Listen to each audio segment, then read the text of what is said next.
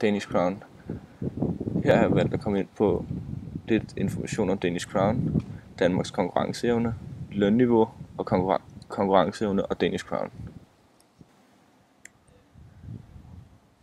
Danish Crowns omsætning i år 2009-2010 var på omkring 45 milliarder kroner. Den har ændret sig meget til år 2012. I år 2012 var deres omsætning på omkring 56 milliarder kroner. Det vil sige, at deres omsætning har ændret sig ca. 10 milliarder kroner. Deres konkurrenter globalt er Smithfield, som er et firma i USA, og deres anden konkurrent er Wiron, som er et firma i Holland. Smithfield har omkring 25,5 millioner svineslagtninger, og Wiron har omkring 20,2 millioner svineslagtninger. Danish Crown har omkring 22,3 millioner svineslagtninger.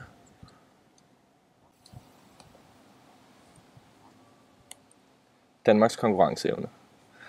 Danish Crown har en eksport på 84% til udlandet, hvor resten 16% er salg af svinekød i Danmark. De lande Danish Crown mest eksporterer til er EU, Japan, Kina, Rusland og USA. EU, Rusland, Kina og den sydlige del af Nordamerika får importeret kød fra DC til over 100 millioner euro. Det vil sige, at de er nok den stærke side, Danish Crown har for eksport. Danish Crown har 96 produktions- og salgsafdelinger i udlandet, hvor deres forædlingsproducenter også er indblandet, altså Plum Rose, Tulip og Sokolov. I dag er produktivitetsniveauet væsentligt lavere end i Danmark, i lande, der skaber mest værdi per arbejdstime. Netop det lave produktivitetsniveau er med til at gøre Danmark mindre konkurrencedygtige, da det er mindre attraktivt at have en virksomhed i Danmark, fordi der er mere fordelagtigt for de fleste virksomheder ikke at være i Danmark. Efter højkonjunkturen i 2008, hvor finanskrisen brød ud, faldt BNP i Danmark med omkring 8%. I 2009 i euroområdet og USA faldt BNP med ca. 5% til sammenligning. Det resulterede i, at mange blev arbejdsløse, og at konkurrenceevnen dermed blev svækket yderligere end hidtil. Specielt i de følgende år efter krisen er der derfor i regeringen været et endnu større fokus på vækst, og at Danmark skal blive mere konkurrencedygtig. Så er vi nået til lønniveau. I Danmark er lønniveauet blandt de højeste i verden. Udviklingen af den danske løn måles ved at sammenligne forholdet mellem udenlandsk og dansk løn per time. Vi har valgt at fokusere på industriarbejde, fordi Danish Crown er en industriel virksomhed. Mange ansatte i Danish Crown er lønnet efter den gældende overenskomst, der er forhandlet mellem Slagteriernes Arbejdsgiverforening og Dansk Industri.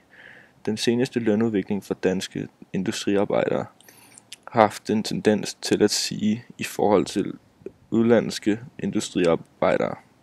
Eksperter mener, at det er farligt med høje lønstigninger, særligt for en åben økonomi som den danske.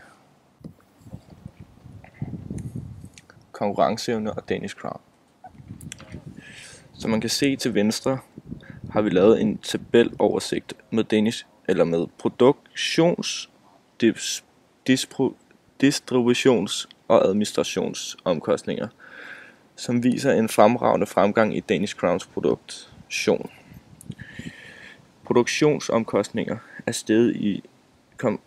steget i løbet af de år, der står beskrevet, som ikke har noget med produktivitet at gøre, men mere med at holde styr på maskinerne, for eksempel at få repareret en ødelagt hakkemaskine. Altså et af nogle omkostninger, som skal dække over de penge, man kommer til at bruge for at lave produktet. Deres distributionsomkostninger er faldet gennem årene, som måske kan betyde, at de har fået fat på et transportmiddel, der ikke skal bruge så mange omgange for at få kødet transporteret de forskellige steder. Som man kan se i tabellen, er der i 2009-2010 en distributionsomkostning på 7,3, hvor i 2011-2012 er den på 6,7, som kan tyde på, at de har fået et bedre transportmiddel end før. Det kan være, at de har gået fra lastbil til skib. Administrationsomkostninger. Administrationsomkostningernes fald kan tyde på, at lønnen er blevet skåret ned, som er godt for virksomheden, men ikke for medarbejderne. Danish Crown har jo siddet rigtig godt placeret i svinekødsbranchen. Kunne godt bidrage til at markedsføre Danmark og ved hjælp af deres store fokus på danskhed. Deres fokus på netop det vil gøre, at flere måske vil være tilbøjelige til at vælge danske produkter, og så når der ikke er tale om svinekød. Det vurderer vi på baggrund af, at deres markedsføring gør meget opmærksom på det danske.